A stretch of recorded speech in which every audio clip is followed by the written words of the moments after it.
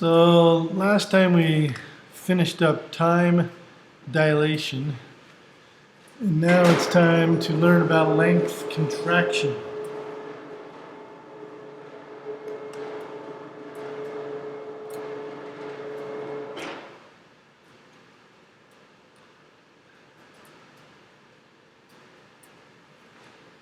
And it's a very similar idea to the reason that this occurs is very similar to the reason that time dilation occurs.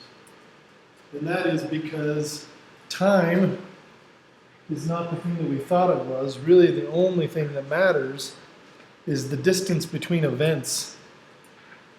You could think of it as the distance between so-called simultaneous events. So, in this case, they're doing the example of a muon particle that is traveling at some velocity v from one cloud to another, very close to the speed of light. And an observer that's on the ground, or if you're the muon particle, then the observer is moving to the left on the ground and you're sitting still. But regardless of what goes on here, the muon's frame of reference is going to see some weird things going on. So for the muon, of course, the time does dilate, but also if the muon is considering itself sitting still, then it sees the clouds go by and the person on the ground going by. But what it sees is actually a change in distance from what this guy sees, what this observer sees. This observer sees the distance between the clouds when they're sitting still. This muon sees the distance between the clouds when they're moving relative to him. And that actually makes a big difference when you're going close to the speed of light. When you're not going close to the speed of light, it doesn't make any difference. But when you're going close to the speed of light, it changes the distance. And it's not just because of your point of view. That's the thing that really bugs people. It's not just because of your point of view. We use the word relative incorrectly a lot. We say, oh, it's just relative because of their point of view. They just imagine it that way, or they just think it's that way. It's not true. It actually does. The time actually does dilate. Time does change as we understand time. And length, the distance, does actually change. And this is because the reason that these things happen and it confuses us and we can't seem to wrap our head around it is not because it doesn't really happen. It's because we never perceived space and time properly before. It's because we never understood that space and time were not constants, but they were variables in the universe. They are things that change relative to the speed that you're traveling at. And they actually do, and it has been measured to be so. So it can't really be argued with. It's just a fact. So if we measure velocity as a distance over a time, and that distance that we're going to measure is going to be what we call the proper distance, or the distance between the clouds when they're not considered to be moving. Okay, so we're going to talk about this distance between these two clouds, 2.01 kilometers, when we're in the frame where they're not moving. That's what we call L0, the proper distance. If we want to calculate the distance between the clouds when the muon is not moving, when we're in the reference frame of the muon, then things change. It's still calculated the same way. It's still a distance over a time, but it is not the same distance over time. And it turns out to be the proper length over gamma. Why is that? Well, because the two velocities are actually the same. So you can set these two things equal to each other, but the times are not the same. You've got a delta t here, which is the delta t is the time that this observer watches as he's going by, which is actually the dilated time, and then you have the proper time in the time of the muon's frame of reference here, delta t naught, and then you set them equal to each other. L naught is not equal to L, delta t is not equal to delta t naught. So these things may be equal when you divide them, but they're not equal in the numerators or the denominators. So you replace delta t with the gamma delta t naught, which is the dilated time over here, and then you solve for the L. And what you get is L equals L naught, or the contracted length equals the proper length over gamma. And remember that when we were doing a dilated time, when time got longer, we multiplied by gamma. Now that the length is getting shorter, we have to divide by gamma, because gamma is always a number that is greater than 1. So that's length contraction, the shortening of distance as you from the reference point, from the frame of reference of the actual person that is moving. Distances actually get shorter.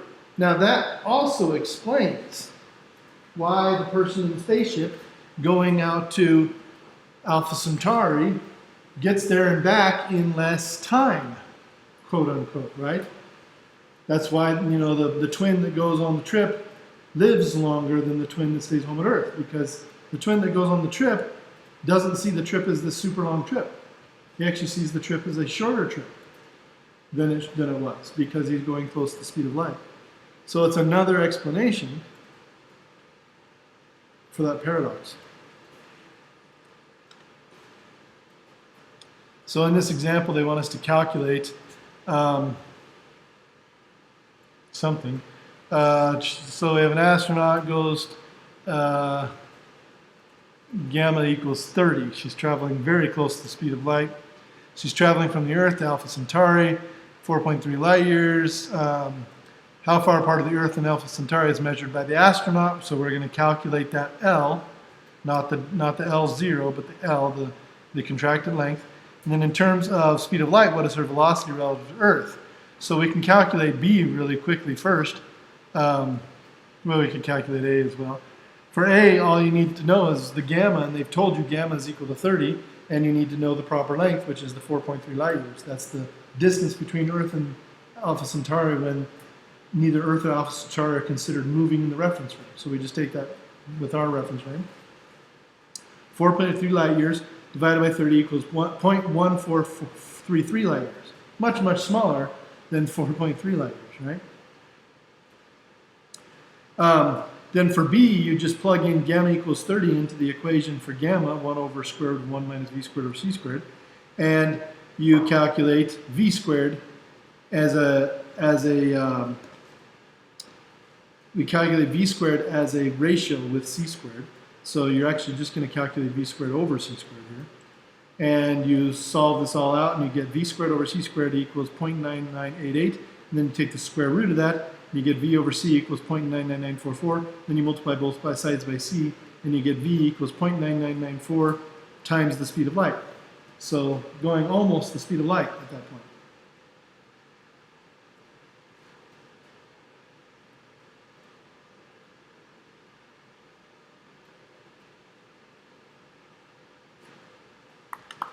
And that is length contraction. So we have time dilation, time slows down, in other words, the seconds get longer, that's the dilation. Length contraction, distances get shorter, right?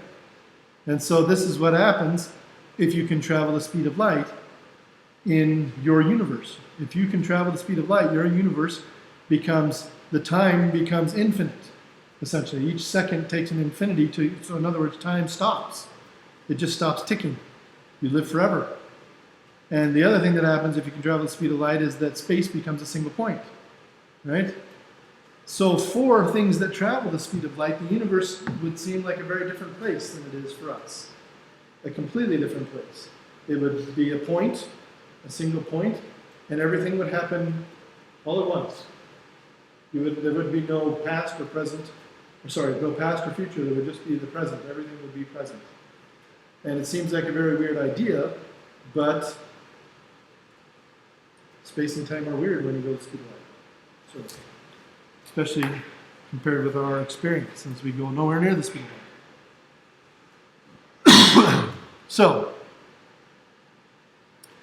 let's talk about how we add things together, how we do the math of kinematics when we're dealing with things going close to the speed of light.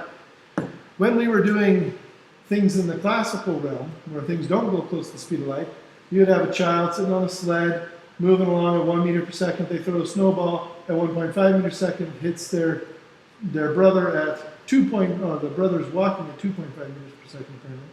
So they're walking forward. The slide's moving forward at 1.5. The ball is going at 1. This one's going at 1.5. So the question is the ball going to hit the brother walking forward at 2.5? Will it?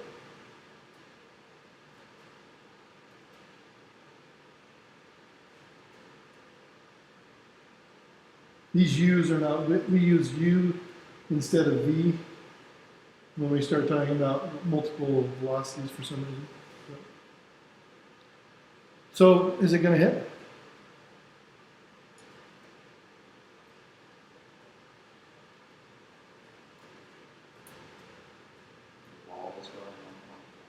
The ball is going 1.5 out of her hand. So this is a relativity thing, right? The ball is moving at 1.5 relative to what? The sled. How fast is the sled moving? 1. So how fast is, and the 1 is relative to what? The 1 meter per second is relative to? The observer. Nope. When you measure the velocity of something that's moving along the ground, what are you measuring the velocity relative to? The ground, right? So the sled is moving 1.0 meter per second relative to the ground. The observer is moving 2.5 meters per second relative to the ground. And the ball is moving at 1.5 relative to the sled or the girl, right? So what is the overall speed of the snowball is the question. 2.5, what's the relative to what? The ground. And what is the speed of the observer relative to the ground? Is the ball ever going to catch the observer? No. Right? So this is relativity in the classical sense.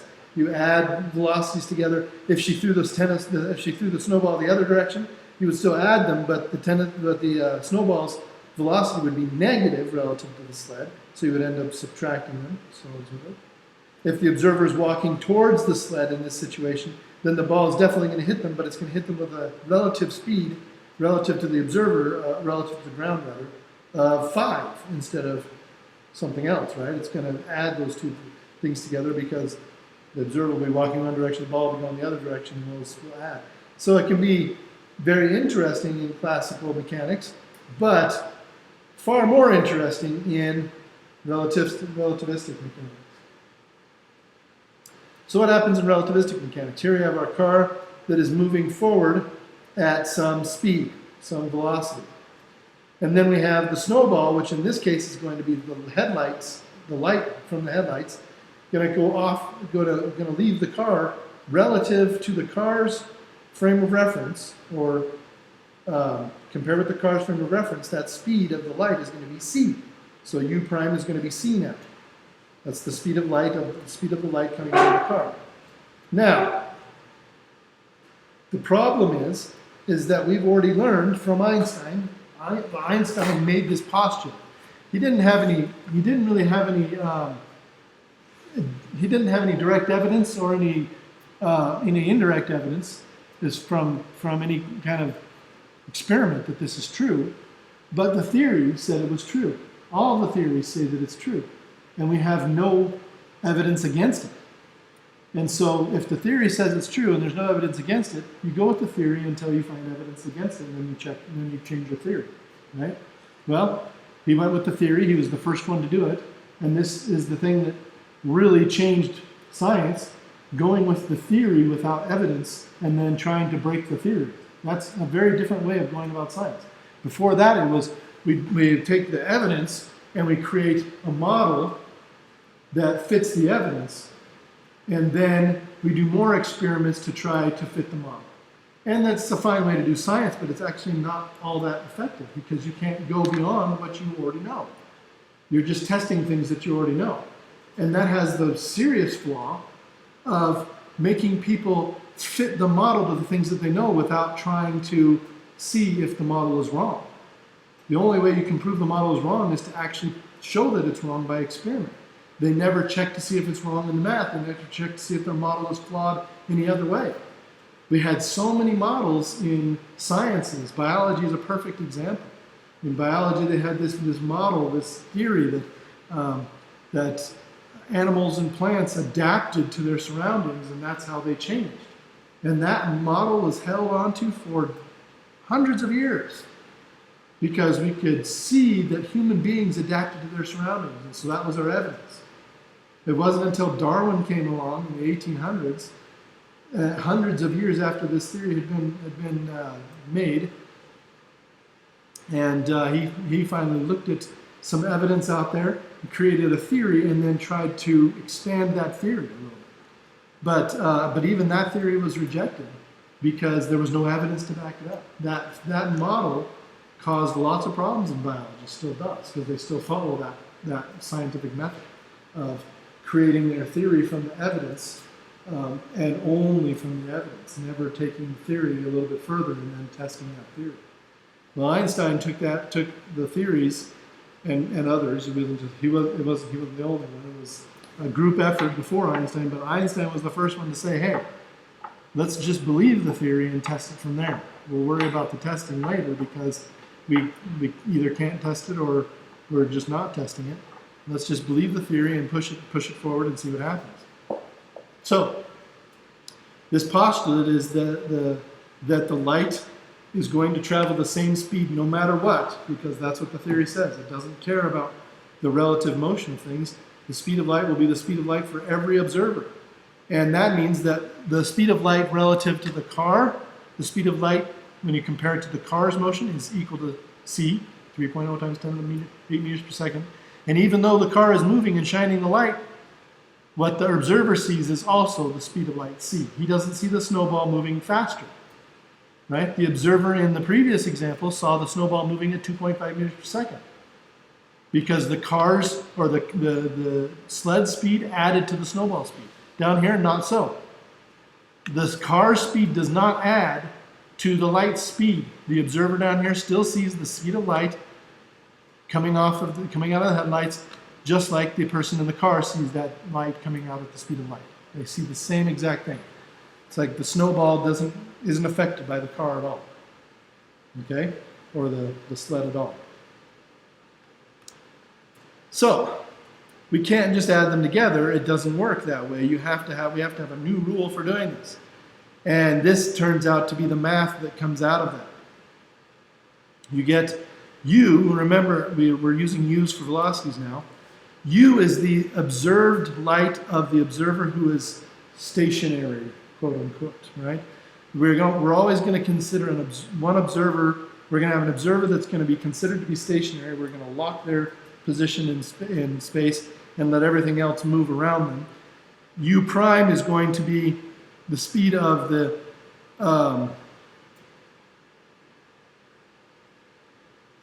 V is going to be the speed of the moving frame of reference. So the experimental frame of reference where things are moving around. So that's V, that's the movement of the car. U prime is going to be the speed of the experiment. So this is the experimental frame of reference, but the actual experiment, which is in this case the light coming off of the headlights, is going to be U prime, which in this case is equal to C. So this is our equation for that. And let's take a look at an example using that. We have now a spaceship moving at V equals 0.5 c, going this way. We have laser light coming off at the speed of c, right? That's our U prime. And then we want to know what is the speed that is observed by the person sitting on the ground. So we plug in the numbers.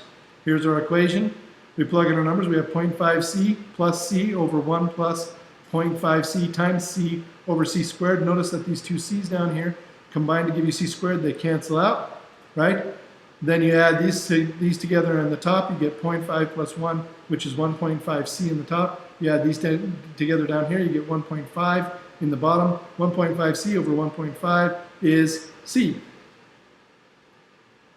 So it works. This equation shows you that both observers, the observer on the spaceship watching the laser light leave the spaceship, measures 2.9 meters per second squared for the laser light, and the person sitting out there watching the spaceship go by also sees that laser light coming off the spaceship at the speed of light.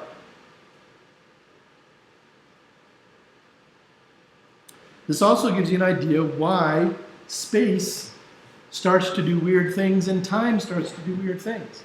Imagine now your spaceship is going the speed of light, and the laser light coming off the spaceship is going the speed of light, right? If that is the case, what happens? You have a spaceship going by, and the person on the spaceship is moving the speed of light, and he sees the laser leaving the spaceship at the speed of light. And the person on the ground sees the spaceship going the speed of light, and it sees the light coming off the spaceship going the same speed. In other words, the laser and the light are moving together. That's weird, right? So you start to get weird things like that. They're called singularities.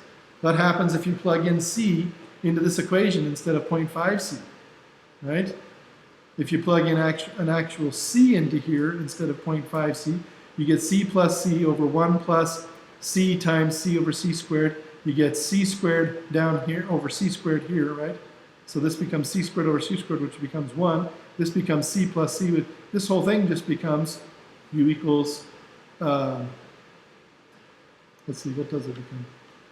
I'm trying to do the math here.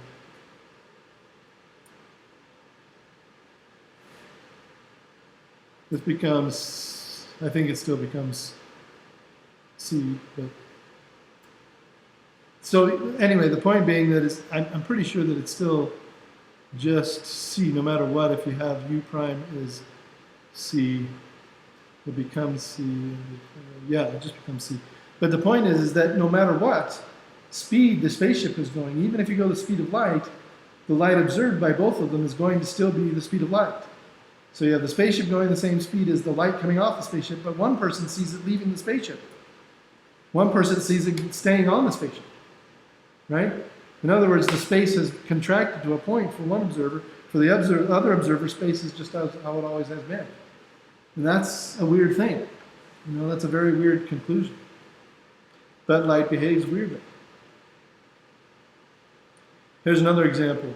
If you're going toward the observer and away from the observer, how does it change things? So u prime in this case is going to be a canister that's going to be shot off of the spaceship at a speed of 0.75 c, and this one, the canister is going to be shot off the spaceship backwards at negative 0.75 c. And so we go ahead and put those numbers in. For the positive one, 0.75 c, we could put this through and we get an observed, the observer who's sitting here on Earth sees the canister coming towards them at 0.909 c. Doesn't break the speed of light, but it's going faster, right? The other one ends up being 0.4 c, negative. So it does kind of what we would expect, but not as much as we would expect. Up here, you would expect it to become, if the spaceship is going 0.5 c and the canister is going 7.5 c, you'd expect it in classical mechanics to go 1.25 c, right? But that cannot be the case, because if it did, the canister would have been fired from the spaceship after the observer saw it, left the spaceship, leave the spaceship. So the observer would first be hit by the canister and then see the canister, or something like that. Okay. So it's all about what it really comes down to is it comes down to what we call causality. In time, as we understand it, as we have invented time, there is a cause and there is an effect, and the cause always happens before the effect. In Einstein's universe, there is a cause and an effect, but we don't call it cause and effect, we call it an event and an observation. The observation always must happen after the event. Or, in other words, the observer cannot the observer has to be some distance from the event, right? The observer and your event cannot be at the same exact point, because then it wouldn't be an observer. They have to have some distance, even if it's a little between them. And that means that that distance is going to cause a time lag, because the light to observe the light from the event has to travel from the event to the observer. Isn't that true? Light from the event has to get from the event to the observer so the observer can see that light and see what happened. And if that is the case, then there is a distance traveled at a particular speed. That's what we call time in relativity, right?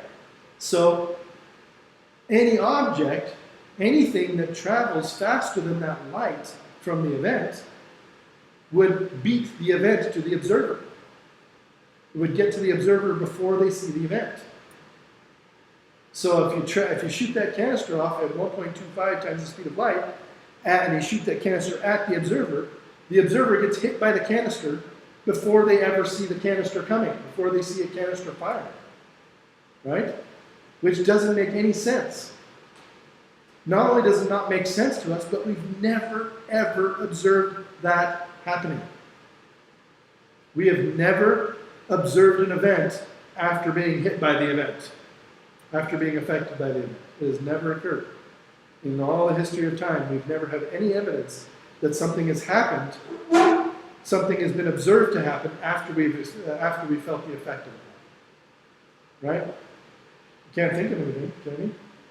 Like, you can always see things coming eventually. I mean, at some point. You always see something before it happens. Right? Or before it affects you. Even if it's just a little bit before it affects you. So anyway, the point is that this is another illustration of this weirdness of relativity. Another thing that is, everything in mechanics is affected by relativity. But another one that is really interesting is the Doppler effect. What's the Doppler effect? You guys remember? With sound, we talked about the Doppler effect. What was the Doppler effect in sound? I'll give you a clue. Police sirens and motorcycles. You remember that discussion? Not quite. I mean, when that's what we call that's like echo reflection is what that's called with sound. So it's just reflection if we're talking about light. It's when it's like it's moving and like the sound from the back is like. So it changes the sound when it's moving, right? If you're the observer sitting still and a motorcycle goes by, what does it sound like? Right? It has this high pitch, and then when it goes past, it has a low pitch. Right? It goes from high to low. Because the sound waves are coming towards you, they're getting squished together. And the frequency goes up because the sound waves are physically being squished together. As it's going away from you, they're getting stretched out, longer wavelengths. Right? Lower frequency, so the sound goes down. Same with the sirens. Right? It changes its pitch as it goes past you. The same thing happens in relativistic speeds, at relativistic speeds. Actually, it happens at any speed. We just can't detect it at low speeds because it's just the effect is so small. But at relativistic speeds, it starts to become noticeable with light. Light actually changes its wavelength. So it doesn't change speed, but its wavelength changes. So if you have a light let's say we have a light that is yellow. Okay, where's yellow in the spectrum? Let's take a look here.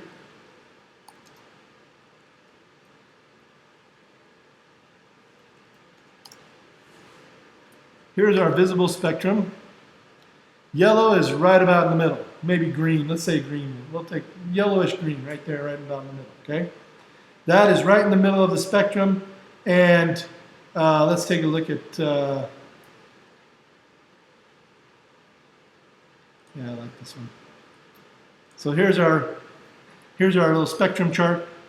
The yellowish green right about in the middle, and the wavelengths increase as you go towards red and decrease as you go towards blue.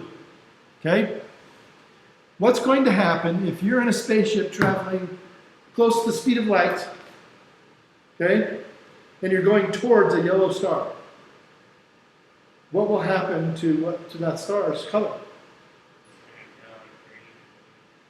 It's going to look more greenish bluish because the wavelength is going to get squished as you go towards it.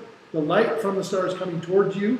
You're going towards it. It's going to get squished up. You're going to see the wave crest more often.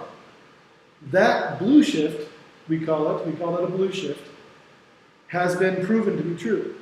And it was proven to be true a long time ago.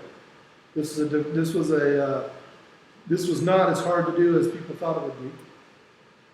Although it was hard at first. But what they did to demonstrate this is what they needed is, first of all, they needed some really good quality light that they could make a certain frequency, a certain color, so that they could show that this is the case. And then they needed something that could go close to the speed of light and would detect this change in color. And the way that they did it was really quite clever. They took light that was, see, I'm trying to remember when they first did this. I think they first did this before lasers. And I believe they were using gas lamps. So gas lamps, if you have a gas of mercury, for example, it'll give off certain wavelengths of light, and then you can filter out some of the wavelengths and be left with just one wavelength, or a halide or a hydrogen lamps or things like that. You can put a gas inside of a tube, like a fluorescent light tube, and make a certain color instead of white. The gas in here is a mixed gas, so it gives you many colors. But if you have a single gas, you get just single colors, and then you can block out some and leave others. And what they did is they took an atom, and I don't remember which atom it was, but it was an atom that has a transition state that was very close to that color that they were making with that lamp. But it was slightly more to the red side of the spectrum. So if the color that the lamp was making was 500 nanometer wavelength, then maybe the wavelength of light that would change cause the transition in that atom was maybe 520 nanometers or 510 nanometers or something. Slightly, a little bit less blue, a little more to the green, right? Then they accelerated those atoms. What they do is they pop off an electron and make the atom slightly charged, and then they can put it in a electric field so that it's attracted from shot from one side of the other to the electric field. It gets accelerated, and they can get it going close to the speed of light, very close. 0.99 times the speed of light. They can do this with atoms. Put it in an accelerator, and then as it's in that accelerator, they shine the light from their lamp towards the atom. And as the atom approaches this light that is slightly, let's see, did I say this right? I'm trying to remember if I did this right. No, the light actually, the atom should have a transition that's slightly bluer. No, it should be slightly redder. That's right. So as it goes towards, no, it should be a slightly on blue. It doesn't matter. It's slightly off from the light. As it goes towards the light, though, instead of seeing the 500 nanometers that the light is actually giving off in the frame of reference of the laboratory, in the frame of reference of the atom, it sees that light being more blue than it should be. It shifts into the blue as it goes towards that light. If it was going away from the light, it would shift slightly towards the red. But either way, it would shift into that transitional energy. And so then the atom would go through a transition, and it would give off some light. Or it would absorb some light, one of the two. And so they can actually detect that. They can detect that light being given off or that light being absorbed, and they could prove that this was true, that this actually happens. Because otherwise, if the atom is just sitting still with that lamp in the room, the atom will do nothing. It won't transition, it won't give off some light, it won't absorb any light, it'll just sit there. But if you move it towards the lamp or away from the lamp, depending on the relative color of the lamp and the transition, then it would actually shift the frequency of the light, or the wavelength of the light would shift according to the atom's frame of reference into the transitional energy and cause that transition to happen. So it's very, very clever, and that is actually what they use that all the time now to do things like making atomic clocks. They use that to make atomic clocks. They use that to make atomic interferometers, and they do, I mean, all kinds of high-tech stuff that's going on right now. They use that method to achieve the lowest temperature possible. They use lasers now to slow down atoms like this. The lasers are tuned out of tune. They're out of tune a little bit, slightly redshifted, so that when the atoms are going towards the laser, the blue shift from the atom going towards the laser shifts that light into resonance with the atom. The atom goes through a transition and releases some energy, and that energy loss slows the atom down. And it slows it down, and they can slow down the atoms and trap them. So, I mean, atoms are going thousands of meters per second on average in a normal room like this. But you can slow them down to less than a meter per second. And you can trap them in this trap of light that's coming from all directions, that's just taking energy out of the atoms as they try to escape and pushing them back towards the center. We call this MOT.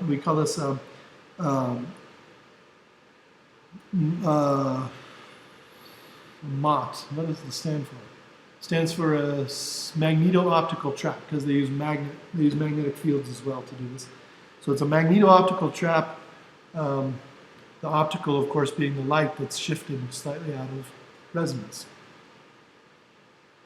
So, really interesting stuff going on with relativity, even at the atomic level. Good stuff there. So, let's calculate a Doppler shift. Here we have a galaxy that is moving away from the Earth. And it's emitting radio waves at 0.525 meters wavelength. And we want to know what wavelength we would detect on Earth. Now, this is not a good way to do this, I don't think. I think the best way to do this is the best way to illustrate what's being done in astrophysics today is to say we have this galaxy that we think from the theory should be giving off a certain wavelength. Okay? We think it should be giving off a wavelength that's 1.7 meters because of what the formation, different galaxies are formed in different ways, have different shapes, have different compositions. And all those ideas, all those things that we can observe, tell us what the galaxy should be giving us, what kind of wavelength should be coming back to us. Okay, and then we use that as the proper wavelength, or we use that as the wavelength in the frame of reference of that galaxy, and then we plug it into this equation using the gamma factor. You take the proper wavelength times the gamma factor, well, times the Doppler factor. It's not a gamma factor, but it's related to the gamma factor. So you put it in here with this Doppler shift equation, and then you calculate not the observed, because you know the observed, you can look at that through a telescope. You use what you think you should get and the observed, and you calculate the velocity of the galaxy. So you can calculate how fast the galaxy is moving away from it. In this case, they don't do that. In this case, they tell us the wavelength that it's actually, let's see, what is it?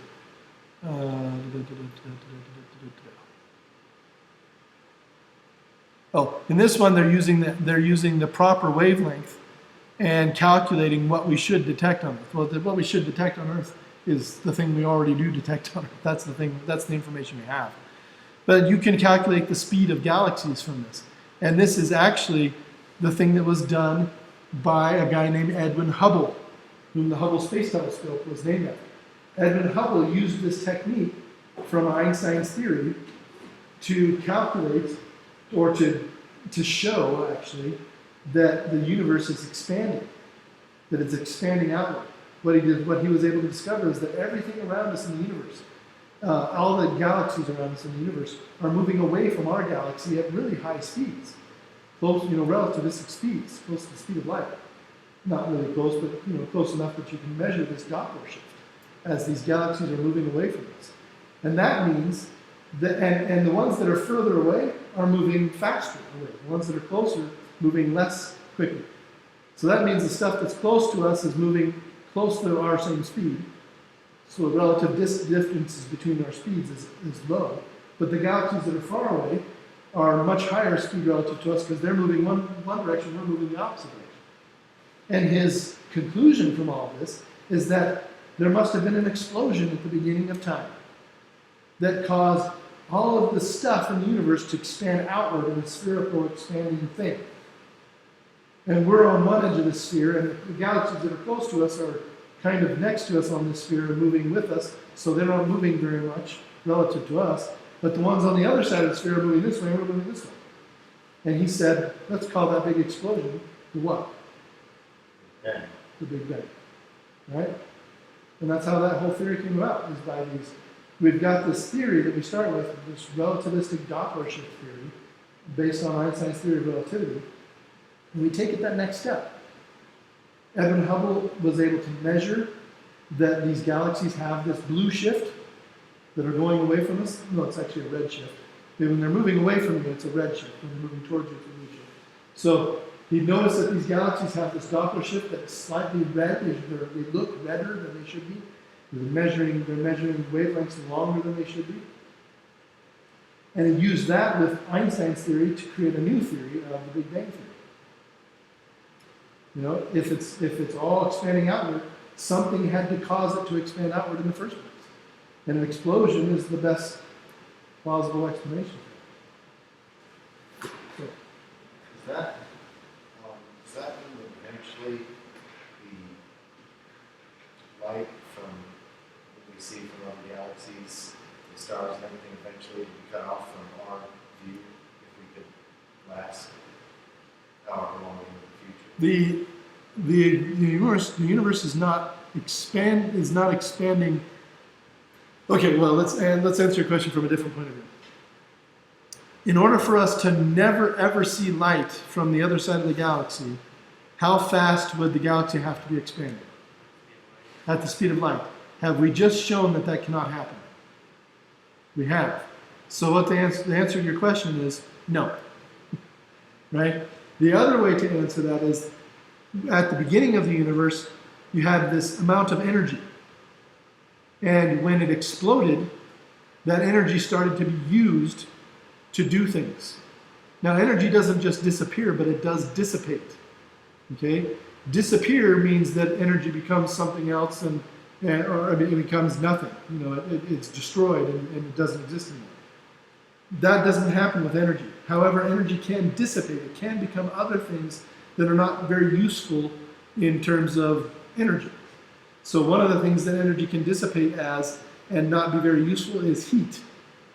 And so as the universe got hot from this energy dissipating, at the very beginning of the universe it was very hot, that heat started to spread out, and the energy in the universe went down, and you could think of as the energy as it cooled off. So it was very hot to begin with, and then it started to cool off as the energy spreads over a bigger distance, over a bigger area, bigger volume, right?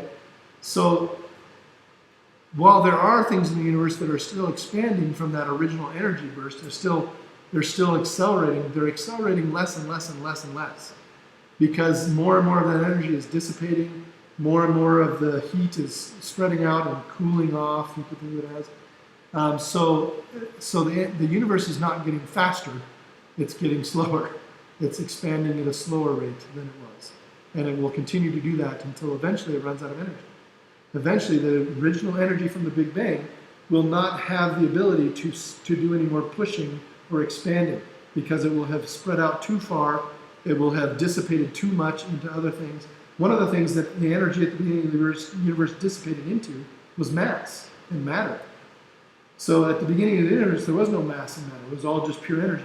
But as it expanded outward, it became mass. And that is that's related to Einstein's theory of relativity as well. E equals mc squared. Energy is equal to mass. Energy and mass are the same kind of thing, and energy can become mass, and mass can become energy. So, anyway. Next week, we're going to spend some time in the next few weeks, we're going to spend some time detecting particles that come from energy, that are created from energy. We're going to try to see some of these particles. They're all around us. They're kind of rare and very difficult to detect. But I just bought device that will hopefully help us to do that. So, we'll see.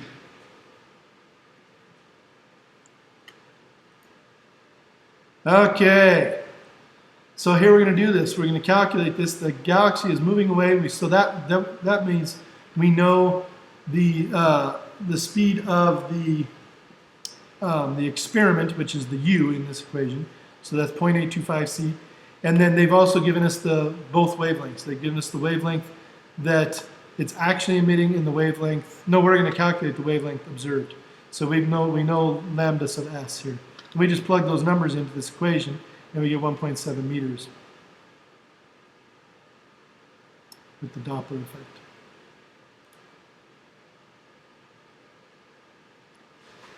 Now, momentum. Did I post a homework assignment for this yet? I don't think I did. I should check that.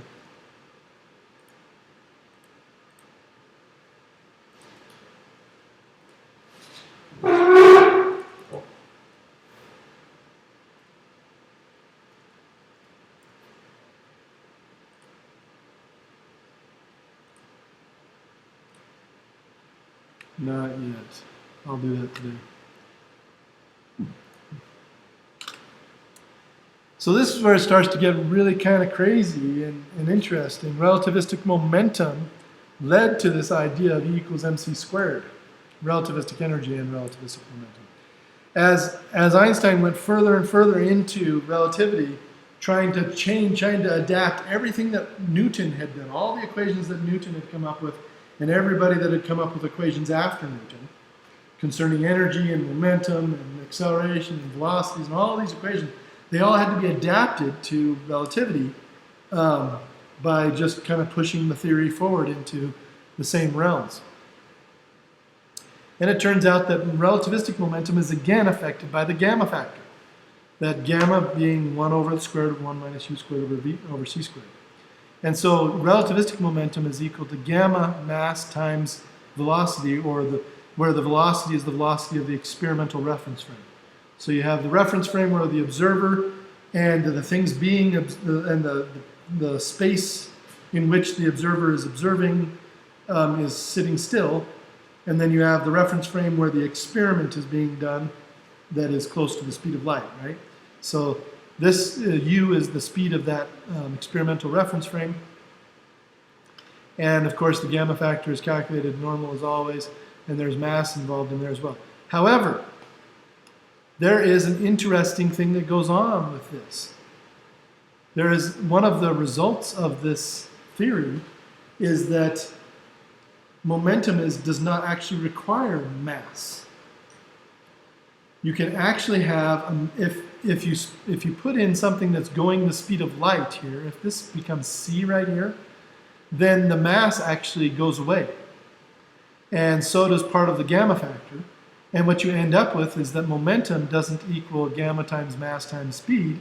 It ends up equaling, or times velocity, momentum ends up equaling wavelength times a constant. And that actually came from another guy's work, and we're going to learn about it a little bit later. But this starts to, you start to realize, hey, momentum is not necessarily a mass thing. It doesn't have to have mass to have momentum. Light actually carries momentum. Is there a limit on momentum? Like there's a limit on speed? Yep, there is. But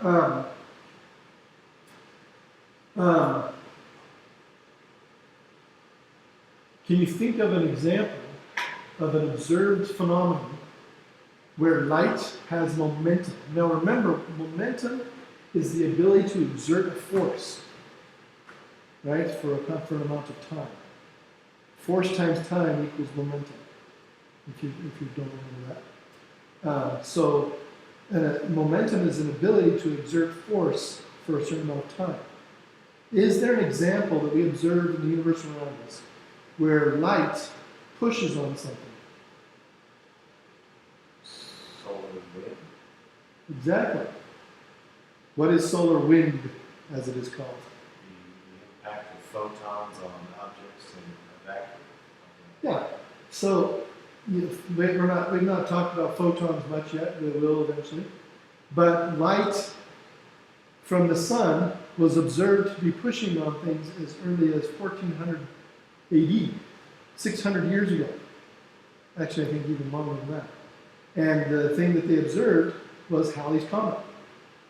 Halley's Comet is the comet that goes around our sun that is easily observable. It's the most easily observable comet going around the sun. We have more than that going around the sun. But Halley's Comet goes around once every 80 years and has been doing that for thousands of years, millions of years. And as it gets close towards the sun, what happens to the comet?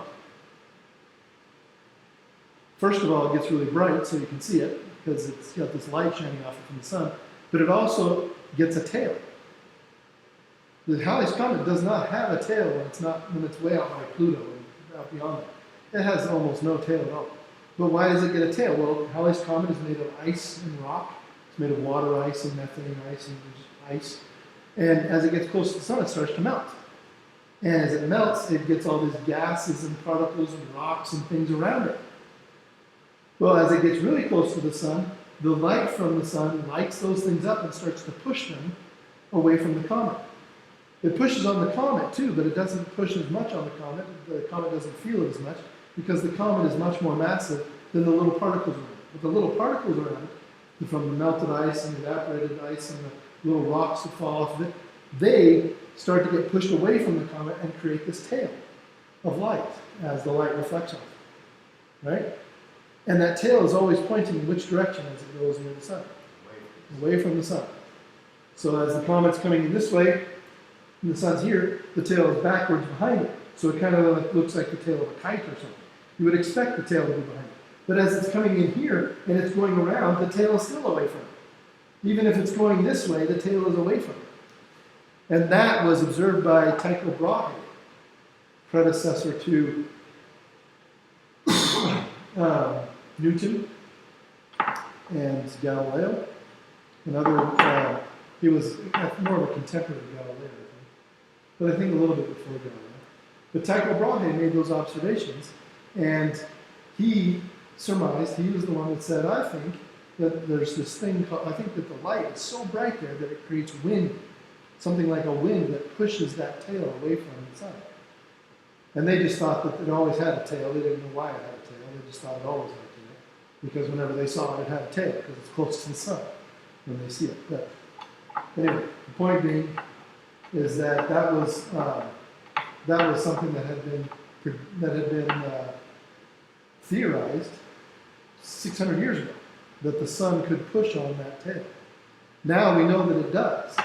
And of course, they thought it was probably some kind of massive stuff coming out of the sun, but it's not. It's just light. It's completely without mass, and it's moving at the speed of light, but it does carry momentum and the ability to push on things.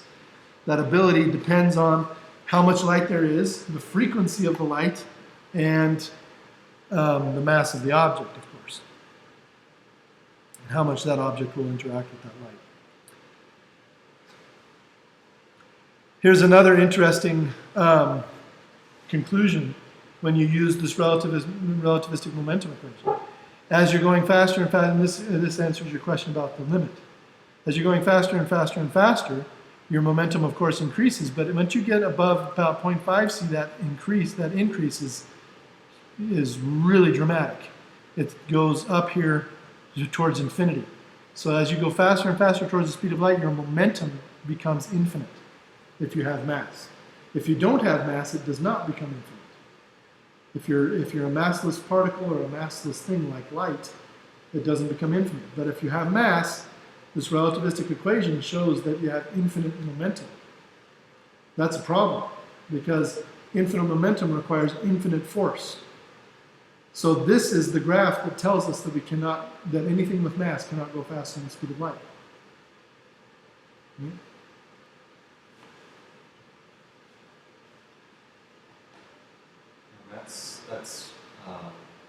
That goes back to yesterday, right? Or the Tuesday, right? When we were talking about an electron needing infinite energy to go at the speed of light. Yeah, and I mean, this is really what it comes down to. We talk about. I I think I even said it in this class, that the mass increases as you get close to the speed of light, which is not technically true. What's technically true is that the momentum increases as you get close to the speed of light. And momentum is not necessarily a mass thing. So the momentum increases as you get close to the speed of light infinitely. And so that demonstrates, or that the conclusion from that is that you cannot reach the speed of light. Anything that requires an infinite amount of something is impossible, because there is no infinite amount of anything, right? So if it requires an infinite amount of energy, it's impossible. If it requires an infinite amount of speed, it's impossible. If it requires an infinite amount of whatever, it's impossible. Momentum is the same thing. If it requires an infinite amount of momentum to reach the speed of light, if you're a massive object, then it is impossible to do that. So that's what it comes down to.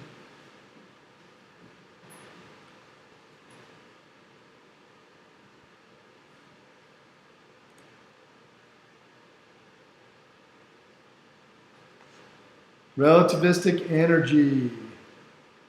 Again, you're not going to probably be surprised to learn that energy, when you make it relativistic, has the gamma factor involved again, right?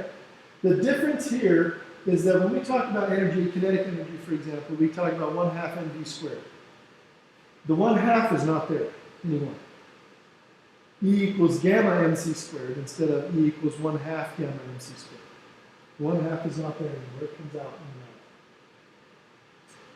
But notice that this is actually the same equation as E equals mc squared, right? Except it just has a gamma in it. So what's the difference?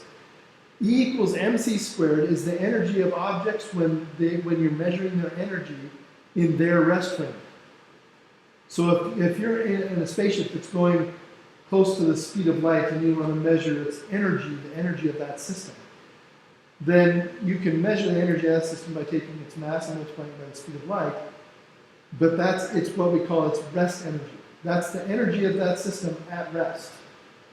So it turns out that even at rest, you have an energy that's not really kinetic energy, but it's what we call rest energy. Okay? If you're moving, you have more of this energy by the gamma factor. So you multiply that E equals mc squared, you multiply it by gamma, and you get the total energy of a moving system.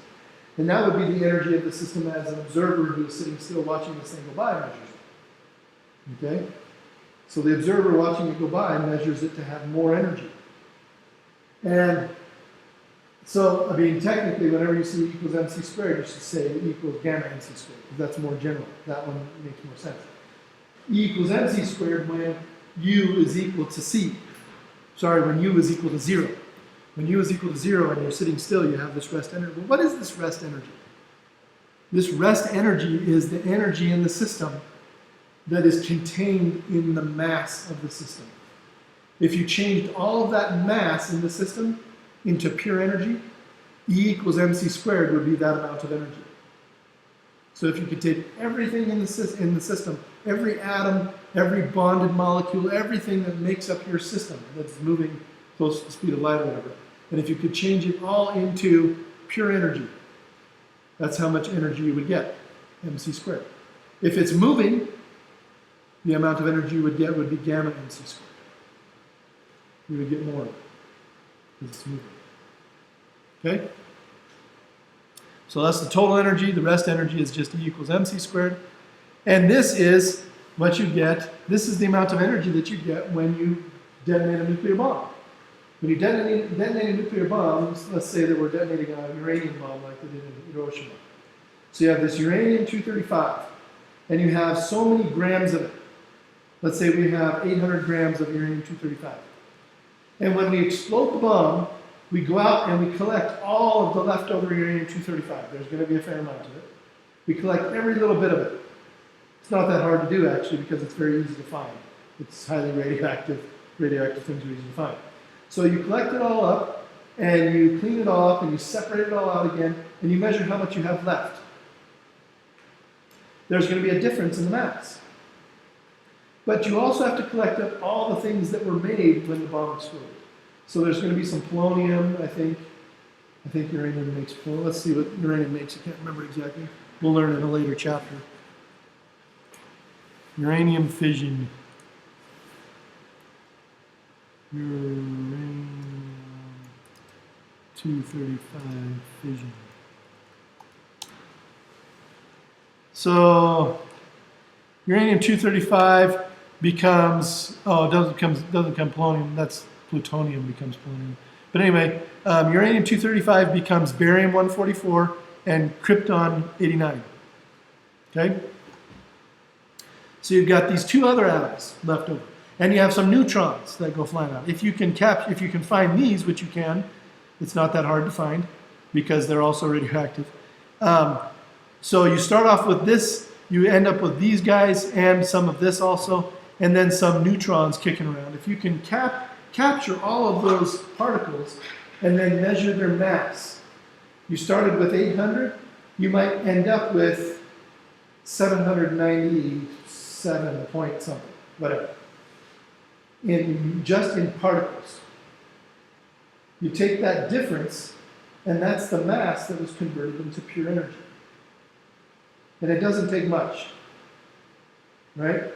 C squared is a huge number. A little tiny mass times c squared is going to give you a huge explosion. So it doesn't take much mass difference. But that's what we call the mass defect. There's actually no fewer particles. There's the same number of protons, same number of neutrons, same number of electrons. All the particles are still there, but there's less mass. And the reason for that is because the bonds inside of the nuclei of the atoms actually have a mass. When you create a bond between hydrogen and hydrogen to create helium, the combined helium atom has more mass than the two hydrogen atoms you started with, even though there's 2 protons and 2 electrons and 2 neutrons to begin and to end with. You have the same amount of stuff to begin as you end with, the same amount of particles, but there's more mass in the end because the bond is energy that's been turned into mass.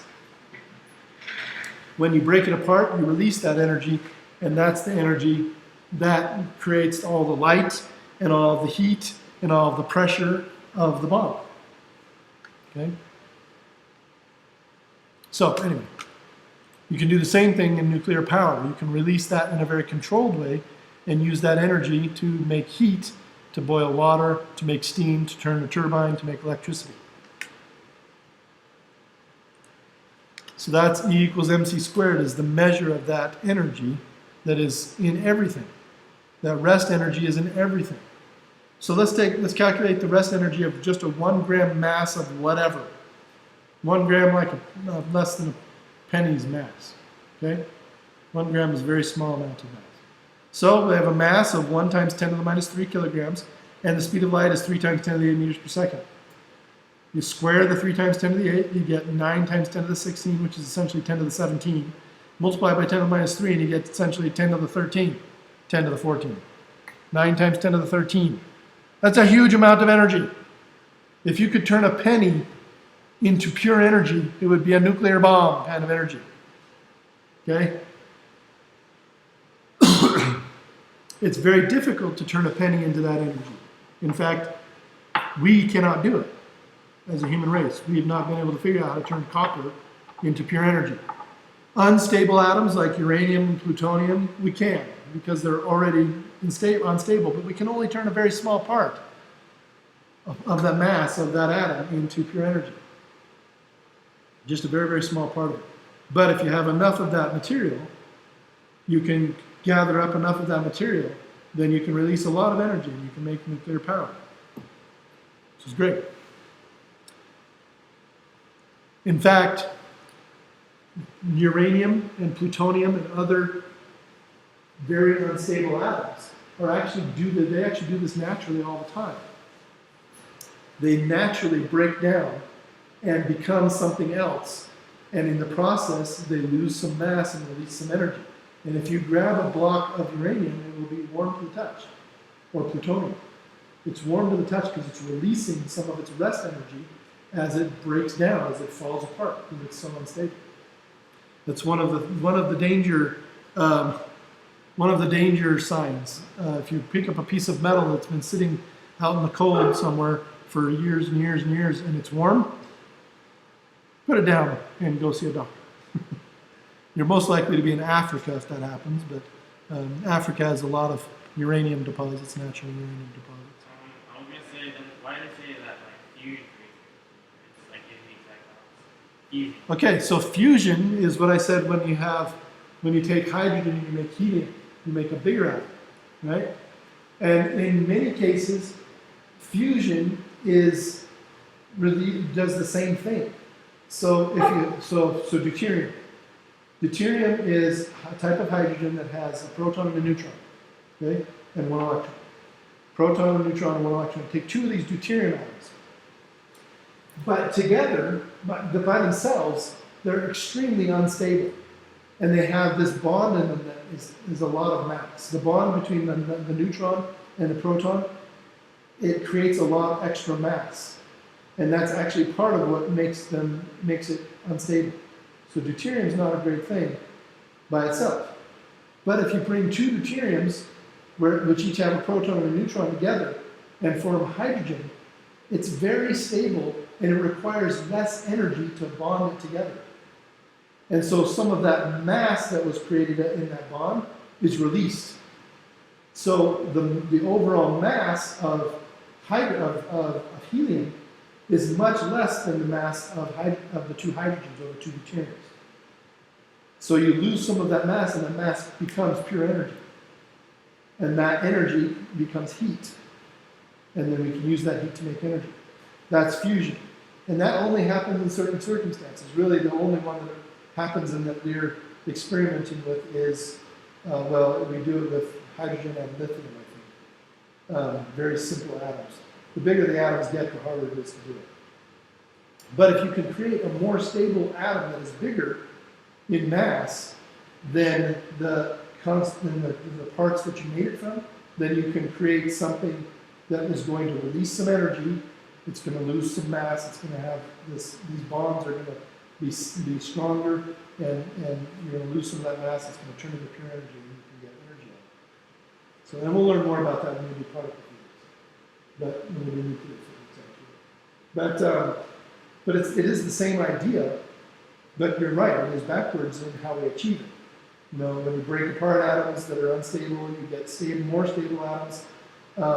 But when you take less stable atoms and put them together, you can sometimes make more stable atoms. You go from low stability to high stability, you always go down in energy and lose some energy in some form.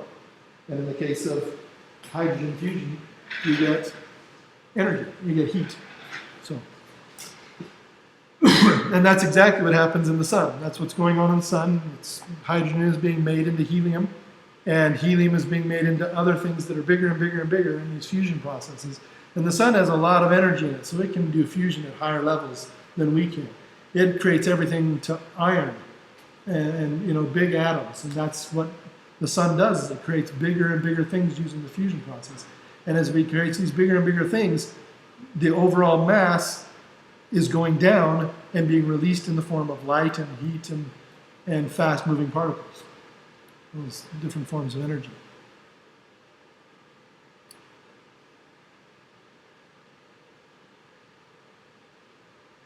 I don't know what nuclear power station this is, but this is a nuclear power station.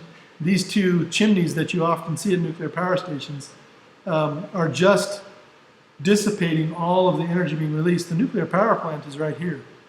There's two of them in this particular, each one of these chimneys is probably for a separate nuclear power reactor. But it's just in this little building down here. It's not all that little, but it's much smaller than the stacks required to release this energy. The nuclear power plants create an incredible amount of energy. So huge, especially for their size. A coal-fired power plant that would create the same amount of energy and release the same amount of heat would be much, much bigger building. It would require a much bigger burner, much bigger furnace to do it. But this is just steam coming out here. It's nothing else. It's not radiation, or it's not coal, it's not CO2 or anything else like coal power plants, give out. There's no dust in there, it's just steam. Very, very hot steam. So. The power plants we have here, the nuclear power plants we have in Nebraska don't have those big stacks because they're cooled by the Missouri River. So if you go upstream from the two power plants in Nebraska, one's in Omaha, one's in Brownsville. If you go upstream in the Missouri River from them, the temperature of the water is actually 2 or 3 degrees cooler.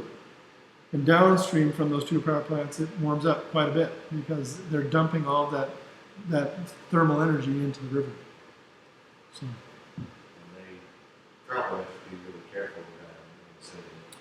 Yeah, absolutely, and we'll learn more about that in our nuclear energy section. But the bottom line of it is that the nuclear power plant, everything in the nuclear power plant, never goes near the river. From where the actual nuclear reactor is, that stuff never goes near the river.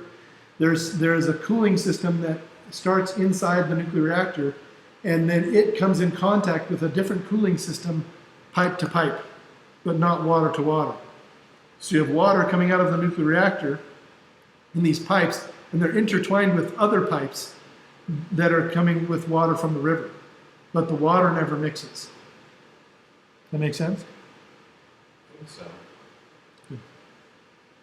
That's a simplified, but we'll learn more about it when we do our nuclear power section. So let's talk about energy that can be stored in different ways. I mean, this rest mass plays a role in just about every kind of energy, it turns out. So here's a battery that's going to move 600 amp hours of charge at 12 volts. Now remember, if you have current and voltage, you can calculate energy, right? You can calculate power. Current times voltage is power, and power is just energy per time. So you multiply by time, right, to do this. If you have amp hours times voltage, then you just get energy. So we're going to calculate the increase in rest mass of a battery when it's fully discharged and when it's fully charged. We're going to calculate the difference in those rest masses. So to calculate when it's fully charged, you have the 600 amp hours times the 12 volts. Right?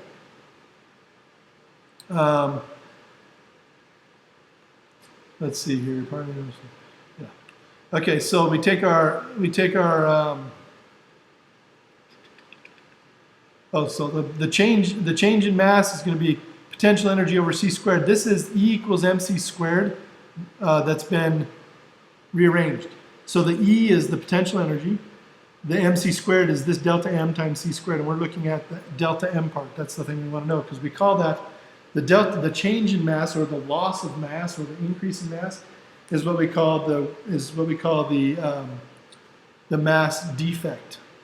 And so they're going to call this the increase in mass. So the PE is just going to be the Q times the V, or the I times T, which is the amp hours. That's the 600 amp hours they gave us, times V. So we take 600 amp hours times 12 volts to get over the 3 times 10 to the 8 squared to get our change in mass. And the one thing that we need to have in here is a time. And so we had amp hours, so our time is going to be 3,600 seconds per hour. So we put in a 3,600 seconds in here, and we get this mass defect, or this change in mass, of 2.8 times 10 to the minus 10 kilograms. Now that's not going to be measurable. That's the amount of energy that you lose as you go from a charged battery to an uncharged battery. It's not much. 2.8 times 10 to the minus 10, that's less than a nanokilogram. Very difficult to measure. What is the percent change in the mass if the original battery is 20 kilograms? 1.4 times 10 to the minus, that's a nano percentage, right? It's a very tiny amount of, less than an atom's mass of change. Very, very small mass change.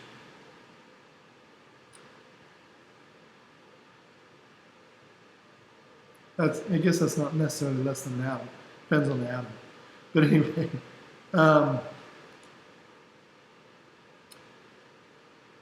let's look at the ultimate speed limit, kinetic energy, right?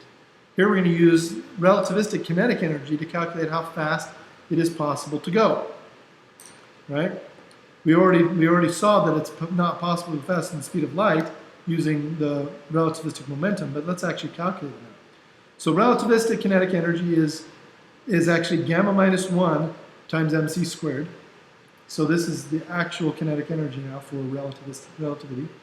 And if we have V equals 0 in gamma, we get gamma equals 1. If we have,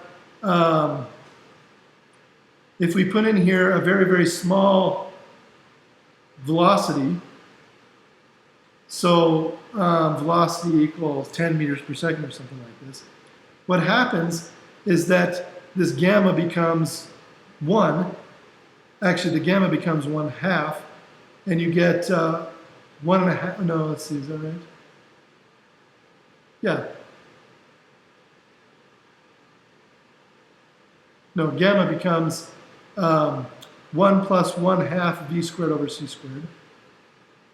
And then gamma minus 1 becomes 1/2 v squared over c squared. And then you plug that in to the relativistic equation, and the c squareds cancel out, and you end up with 1/2 m times v squared, which is what we normally get. So that's what happens if you have a very small speed, very low speed, kinetic energy. If you graph the kinetic energy as you're getting faster and faster and faster, the classical kinetic energy just gets bigger and bigger and bigger. But the relativistic kinetic energy reaches this stopping point. It goes to infinity as you get close to the speed of light. And again, just like the momentum, it demonstrates that you can't reach the speed of light because you can't have an infinite kinetic energy. There's just not enough energy out there to do that. So let's calculate relativistic kinetic energies at different speeds. Here we have a velocity of 0.99c. We're going to calculate this relativistic kinetic energy using the kinetic energy equation for relativistic kinetic energy. We calculate our gamma first. It turns out to be 7.0888. It's getting big. Gamma's getting big, but it's not infinite. We plug in that number into our relativistic equation. We have 4.99 times 10 to the minus 13 joules for the kinetic energy of this. Is it an electron? Yeah, an electron.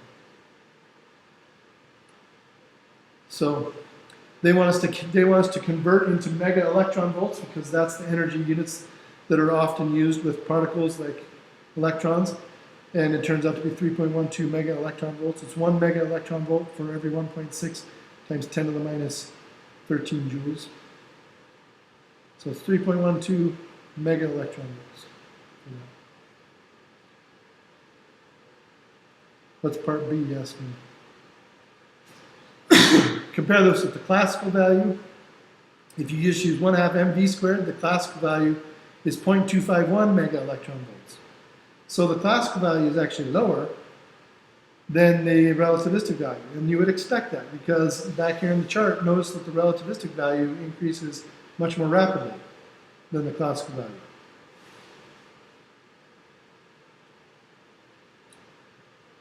Now here's where it gets really interesting.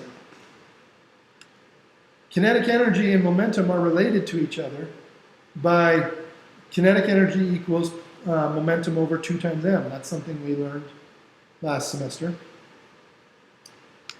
And relativistically, it turns out that we get a similar thing. We get E squared equals PC squared plus MC squared squared. We have an extra term on here, this being the rest energy.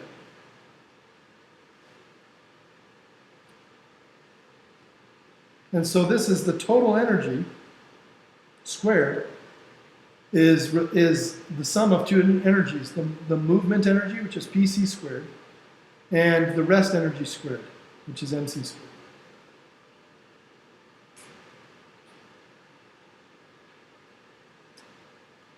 So anyway,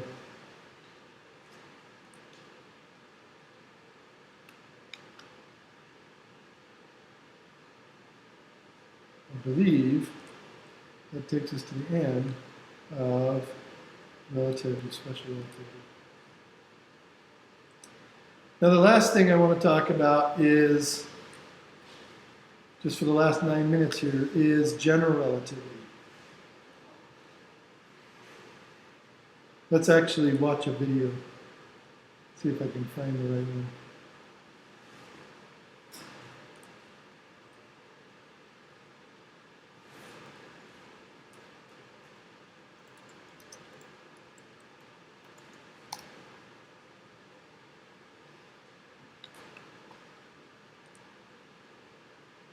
I think this is the right one.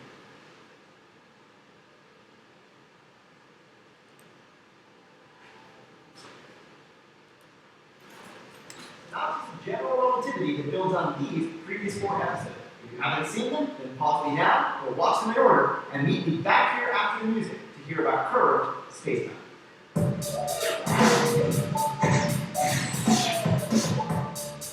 Newton's and Einstein's dispute over gravity comes down to competing notions of what constitutes an inertial frame of reference. Newton says that a frame on Earth's surface is inertial. Relative to that frame, a freely falling apple accelerates down because it's pulled by a gravitational force. But Einstein said, nah, it's the apple's frame that behaves like a frame in deep space. So the apple's frame is inertial, and the Earth frame is actually accelerating upward. You just get a false impression of the gravitational force downward for the same reason that a train car accelerating forward gives you a false impression that there's a backward force. So who's right? Well, between our Okay, he's moving really quickly, but are you catching on? Already, we're talking about frames of reference. Already, it's not the apple that's falling, it's the Earth that's accelerating. Already, things are completely turned on their heads. And is it true? Well, is the Earth an inertial frame of reference? Remember, an inertial frame of reference moves in a straight line, and it always moves at the same speed. Does the Earth fit that description? No. Does anything fit that description? No. This is the thing that Einstein had to deal with. Newton has assumed that we have this frame of reference on Earth that's just sitting still. Of course, he knew that it wasn't true, but it's the basis of his mathematics. He couldn't do anything better than that. That's the best he could do. Einstein said, nothing is inertial. There's no such thing. Everything is accelerating from some point of view. After the illusion episode and your comments, we've seen that Einstein's position seems internally inconsistent. Remember that inertial frame in deep space? Well, the apple accelerates relative to it. So if inertial frames define the standard non-acceleration, how can both of those frames be inertial? Today, we're finally going to show how curved spacetime makes Einstein's model of the world just as self-consistent as Newton's. Step 1 is to express both Newton's and Einstein's viewpoints in geometric spacetime terms, since that's the only way to compare them in a reliably objective way. Remember, humans experience the world and talk about the world dynamically as things moving through space over time. But even in a world without gravity, we already know that clocks, rulers, and our eyes can all mislead us. So to be sure we're talking about real things, as opposed to just artifacts of our perspective, we have to translate dynamical statements into tenseless statements about static geometric objects in 4D spacetime. Let's start with Newton. He says that spacetime is flat. Just think about it. On the flat spacetime diagrams of inertial observers, the world lines of other inertial observers are straight, indicating constant spatial velocity. This captures Newton's idea that inertial observers shouldn't accelerate.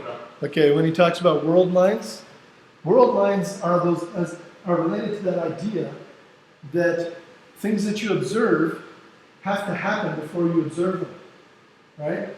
That's the idea that we talked about with things hitting us before we see them happen.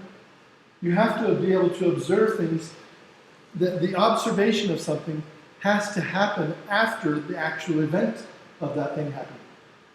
The event has to happen before the observation of the event.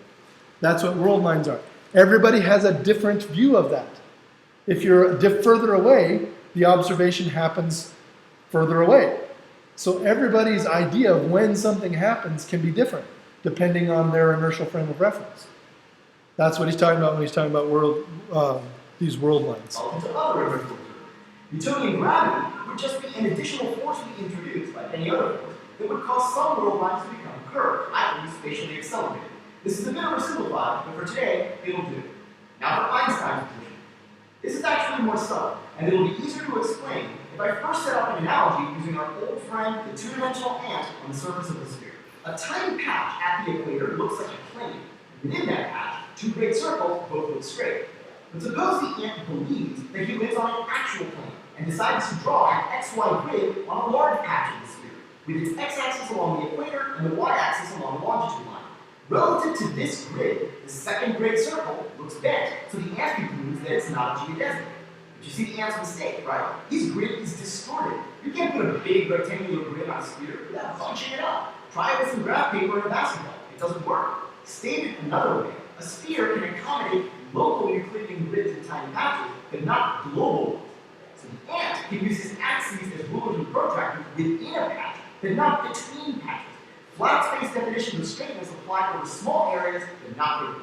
Okay, Einstein's position is that Newton is making the same mistake as the ant. Inertial frames, that means axes plus clocks, are the space-time equivalent of the ant's XY grid. If space-time is curved, then those frames are only valid over tiny space-time patches. So when an observer in deep space says that the falling apple is accelerating, he's pushing his frames past the point of reliability, just like the ant did. In other words, global inertial frames don't exist in space-time. However, global inertial observers do. They're observers that have no forces on them. Their world lines will be geodesics, and their axes and clocks can serve as local inertial frames, provided that we think of them as being real. Are you keeping up? What he's saying is there's no such thing as flat space. There's no such thing as a flat thing if you step back far enough. You have to think in terms of curves. Everything is curved. But what's causing the curve? What's causing the curve of the Earth? What made the Earth round? Gravity. So what causes the curves in space? Gravity.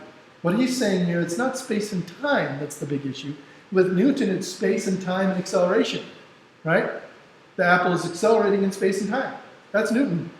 But Einstein is saying, it's space-time together, curved into some weird shape that is not intuitive to us. It doesn't necessarily have anything to do with the curvature of the Earth or anything else, even though those things are created by the same thing.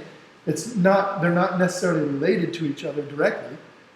But space and time are like this curved surface in a four-dimensional world. Do we have a four-dimensional world that we understand? Absolutely not. This is why it makes no sense to us. This is why it was so incredibly, amazingly ingenious for Einstein to make sense of it. And really, he never even really made sense of it. It was difficult for him. But he said, instead of us living in this three-dimensional world that we've imagined, that we've created with this little piece of graph paper on our little patch of Earth, space is this strange, curved, warped place that is not just space. You have to include space and time as one combined thing. And the curves in it are caused by gravity. Gravity creates curves in it, and those curves create all of the motion of the universe. Okay, so let's keep going and see what this means. Set in each successive space-time patch. And by the way, pictures like this are not intended to make literal visual sense. On the contrary, they're designed to break your excessive reliance on your eyes. So what he just said is, this doesn't represent anything really. The curvature of space-time, the space-time continuum as it's called, would look nothing like this. In fact, it can't look at all. There's no such thing as looking at this. It's four-dimensional. It's outside our realm of understanding visually. There's no visual representation for it. We just have to accept that it is. We're trying to represent it using these pictures, but it's not a real picture of this. This is meant to bend our thoughts, not to demonstrate what's actually going on. That your brain becomes more free to accept what reality isn't. Remember, no one can see or draw space-time. There is no spoon. Now, the world line of There is no apple spoon. turns out to be a geodesic. It has no forces on it. So we need to invent gravity. Okay, but what about two apples in a falling box, like at the end of our gravity illusion episode? Remember, they get closer as the box falls. Now, according to you, that happens because the apples fall radially instead of down. But according to Einstein, it happens because the apples are on initially parallel geodesics that, since space-time is curved, can and do cross, just like on the sphere. In contrast, the world line of a point on Earth's surface is not a geodesic. It has that force on it, and it's really accelerating. So does that mean that Earth's surface has to be expanding radially? Well, be careful. In order to compare distant parts of Earth, you need a single frame that extends across the space-time pattern. But that frame can't be inertial, so any conclusions you base on it have to be interpreted with a heavy grain of salt. Okay, so Einstein's gravity-free curved space-time sounds like it's self-consistent. But then again, so is Newton's flat space-time picture that has gravity injected as a kicker. So once again, which of them is right? The answer is, whoever agrees better with experiments, and we've over a century of experiments to refer to. Now, we haven't fully fleshed out all of general relativity yet, but there's one experimental fact that I can use to show you that space-time must be curved, just based on what we've seen in this series of episodes so far. It's a cool argument originally presented over 50 years ago by physicist Alfred Schill, and it goes like this. Fire a laser pulse from the ground floor of the building up to a photon detector on the roof. Now wait 5 seconds, and then do it again. On a flat space-time diagram, the world lines of those photons should be parallel and congruent. Without making any assumptions about how gravity affects light, that would be true even if it turned out that gravity slowed photons down and bent their world lines, since both photons will be affected identically. Now, if space-time is flat, then clocks on the ground and on the roof should run at the same rate. They're both stationary. Thus, the vertical lines at the ends of the photon world lines should also be parallel and congruent. But if you actually do this experiment, you find that photons arrive on the roof slightly more than 5 seconds apart. The excess time is less than a nanosecond, but any discrepancy means that clocks are running at different rates, in which case, the opposite sides of this parallelogram aren't congruent. And that's geometrically impossible if space-time is flat. Thus, the very existence of gravitational time dilation, regardless of its degree, requires that space-time be curved, and that means game over for you. In fact, to the extent that we can speak about space and time separately at all, most of the everyday effects on Earth that you would attribute to gravity are due to curvature in time. The 3D space around Earth is almost exactly Euclidean. Those pictures that you see of Earth deforming a grid the way a bowling ball deforms a rubber sheet, or even the pictures we sometimes use on this show, they all suggest spatial curvature only, so they're somewhat misleading. Remember, a frame consists of axes and clocks, and around Earth, space-time curvature manifests itself in clocks much more than in rulers. So even though it's hard to visualize, it's curved time that makes the free-fall orbits of satellites look spatially circular in frames of reference that cover too big a space-time pattern. So why is space-time curved in the first place? Unfortunately, the math gets heavier here and good analogies are harder to come by. But here's a flowchart level answer. Consider a region of space-time. And remember, that means a collection of events, not just locations. Its curvature and geodesics are determined by how much energy is present at those events via a set of rules called, no surprise, the Einstein equation. So for example, say you stick the energy distribution of the sun into the Einstein equations and turn a crank. What comes out is a map of the geodesic in the sun's space-time neighborhood. Now when you translate those geodesics into 3D spatial and temporal terms, what you find is planetary rates, or spatially straight radially inward trajectories along which you would see spatial speed increase, or pretty much anything else that you would otherwise attribute to a gravitational force. It's pretty amazing. I want to conclude with a question once asked by one of our viewers, Evan Hughes. If there's no gravity, gravity is not a force, then why do we keep using that word? Well, physicists are still human. As far as I know, most of us have no special ability to visualize or directly experience 3D space-time. So we often think in Newtonian gravitational terms because it's easier, because the resulting errors are usually small. We just remind ourselves that it's just a crutch that we have to use with caution. But even when people are referring to relativity or string theory or whatever, it's just a lot easier to say the word gravity than to say curvature of four-dimensional space-time. Now that was not intended to give you any information that you need. That was intended for you to appreciate that man right there and the people that have studied this since he came out with this. That is not simple stuff. The math behind that, you saw Einstein's equation. That is an equation that is a four-dimensional equation. And to do things with that equation causes serious headaches and lots of wasted paper. Okay?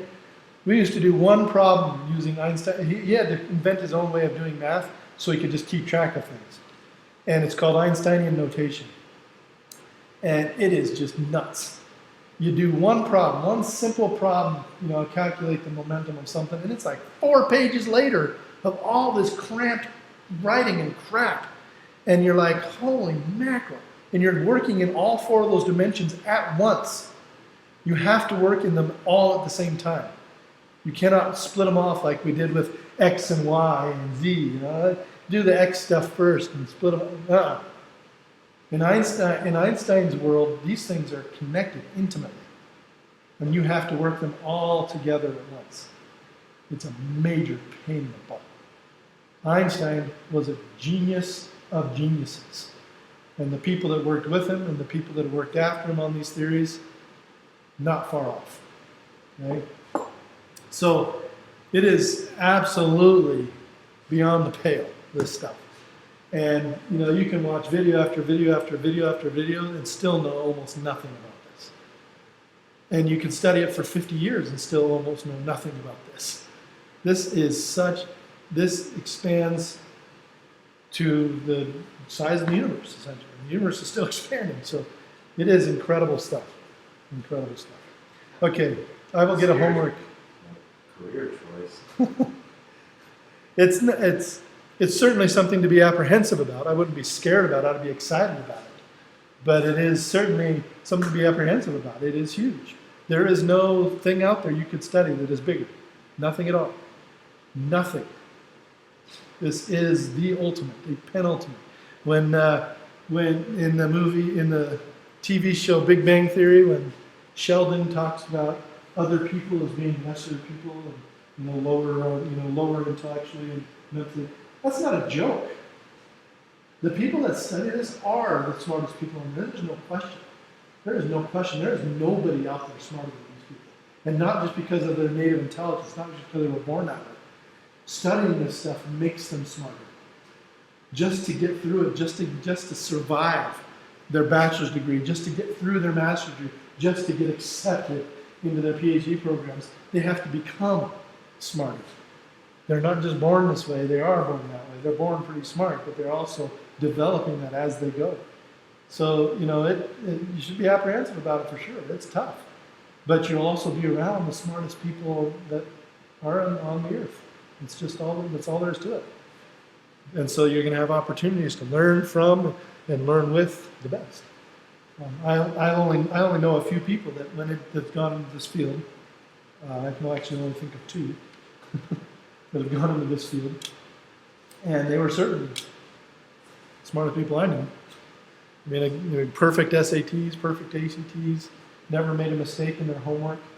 When they couldn't figure out a problem, they would take it to the teacher after working on it for a day, and the teacher couldn't figure it out. I'm not kidding. We had a professor who studied this stuff, and one of the students that I worked with couldn't figure out the problem. He took it to the teacher, and the teacher couldn't figure it out. Okay? That's how frustrated I was, because I was nowhere near as smart as either of them, and I couldn't even get started on that stupid problem. But anyway, he got an A in that class. I got a B minus or something.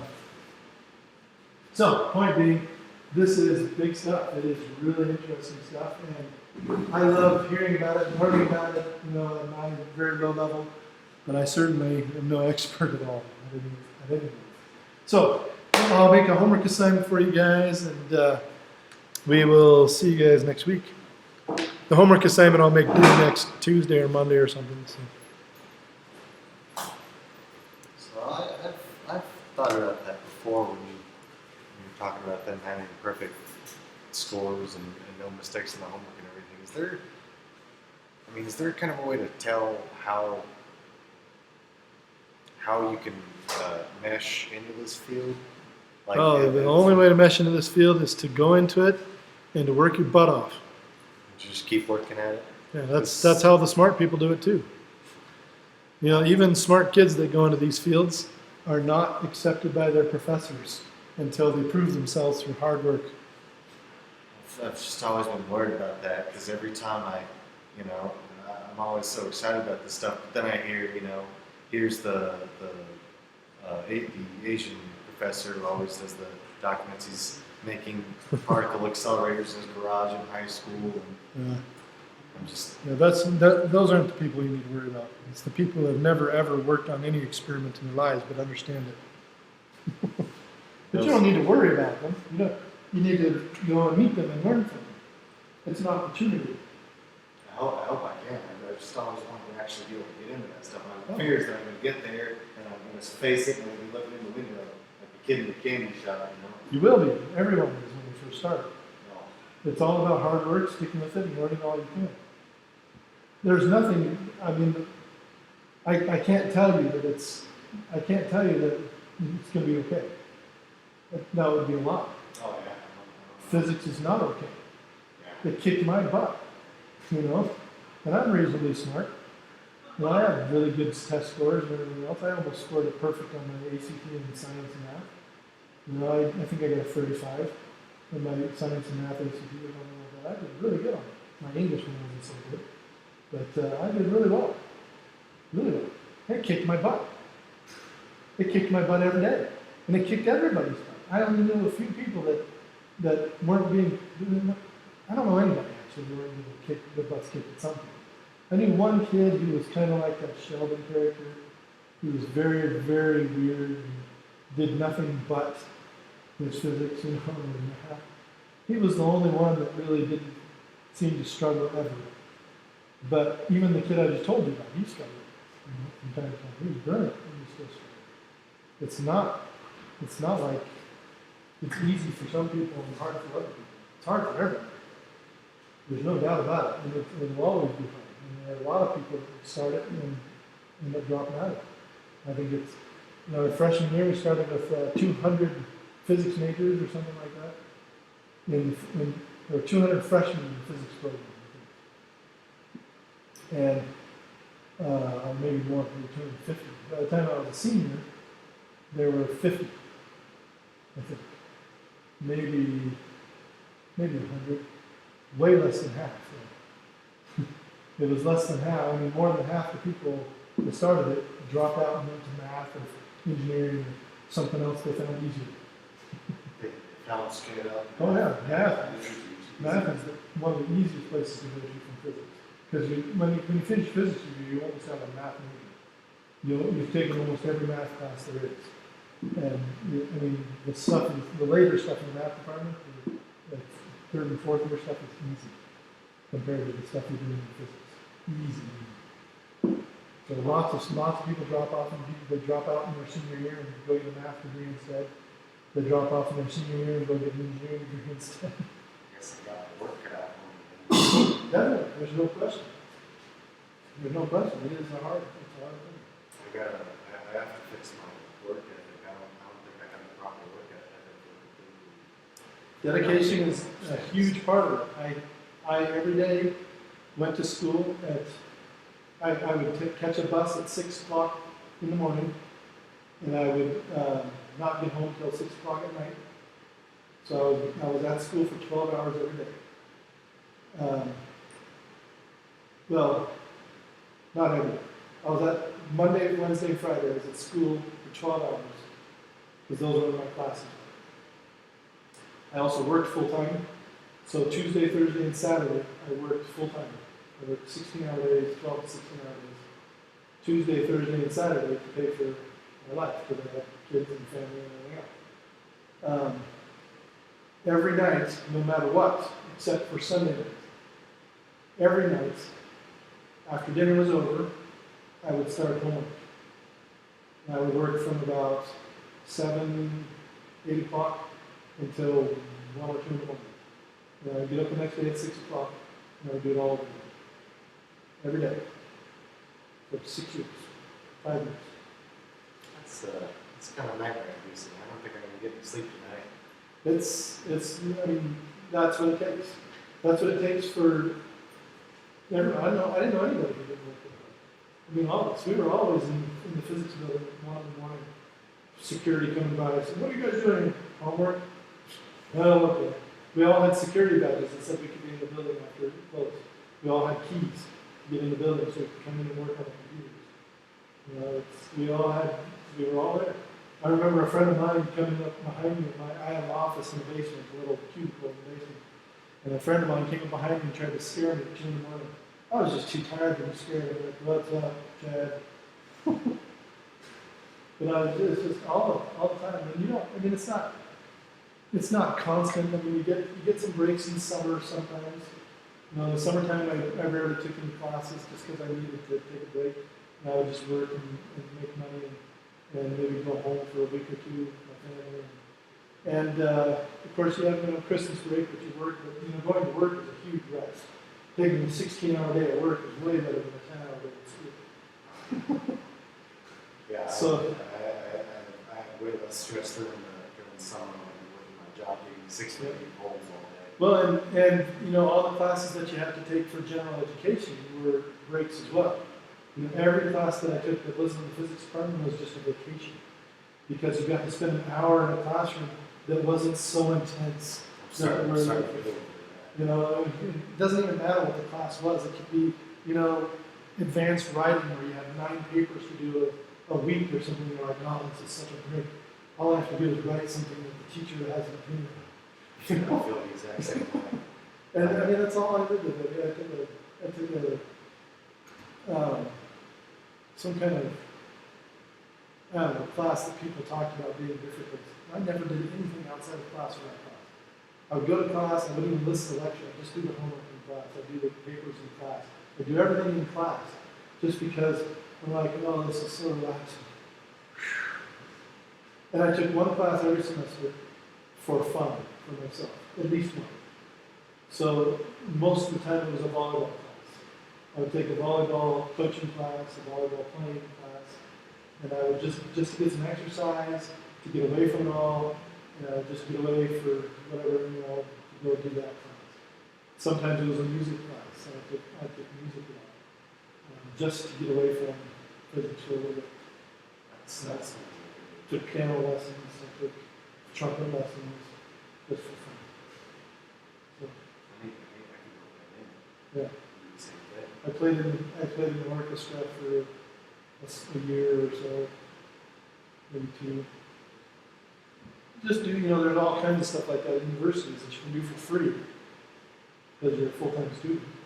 You know, and it's definitely worth it to just get away from it. Going to the math department was a break for us because the math classes were so much easier than the physics class. We'd all plan on math classes together so we could all be in the class together and just kind of hang out and talk about how much easier this was than physics. All we have to do is the math. We don't have to actually set up a problem. We don't have to solve anything. We just have to do the math.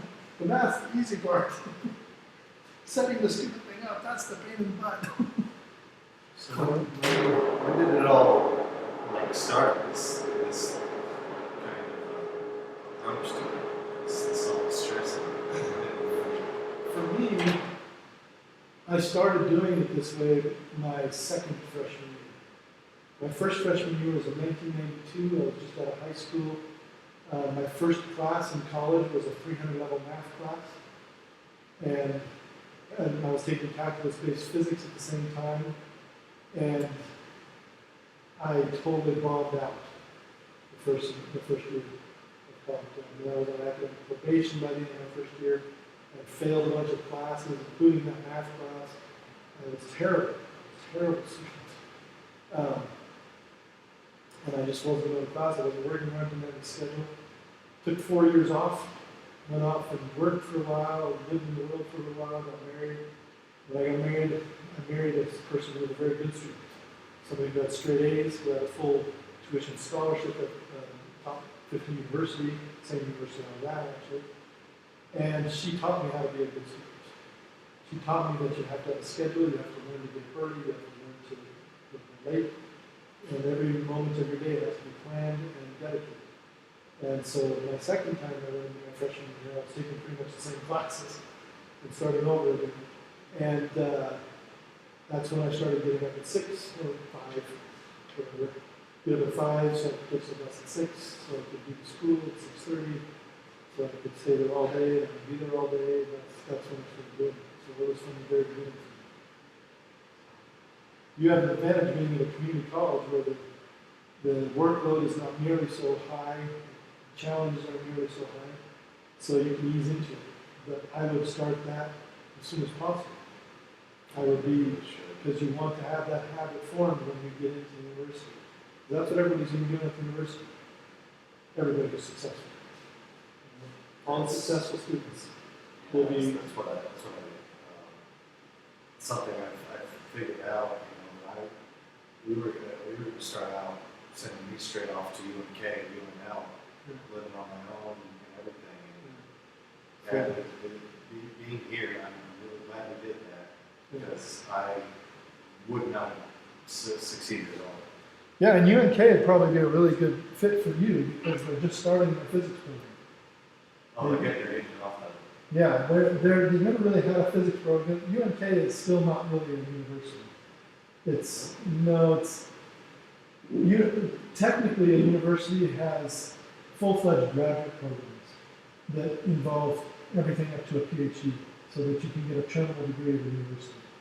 Technically, UNK doesn't have any doctorate programs, has no PhD at all. And most of its master's degree programs are limited master's programs, like Master's of Education, not a Master of Science. You can't get a Master of Science in mathematics, for example, at UNK. You can only get a Master's of Education, which is not a complete master's degree. It's a master's degree for high school teachers, essentially. Oh, I didn't know that. And they're making the transition slowly. I mean, just a few years ago, they were a state college. And before that, they were a community college. So they're making the transition to being a full university, but they're technically not one yet. But that's a good fit for you because because they're really on the edge, I think they do have a Master's of Science in Physics now. I think they're starting it, or they already have it, but it's just new. So you could get started there, and you've got professors that are willing to work with you because they're just starting the program. The professors themselves are not really, they're not like nationally renowned professors, so they're not out doing conferences all the time. You know, if you go to a big research university like University of Colorado Boulder, they're one of the best physics universities in the world. If you go there, you'll never even see your professor until you're a PhD student. And even then, you'll only see him every once in a while. So you're never going to have any interaction with him, you're never going to learn anything from him, you're going to be on your own most of the time and work with other graduate students. And the professors are just so famous and so busy with their research that they don't have time for students. You know, it's just not happening. After that time to start the classes. They don't even teach the classes. The classes are taught by the graduate students. Oh, You'll never see a professor, an actual research professor, teaching an undergraduate course at Colorado Boulder. It's just not happening. Well, it's not never, but it's pretty rare. You know, you have some that really like it, but most of them are just out there getting money for their research. You know, these guys are millionaires. They get millions of dollars in grants every year.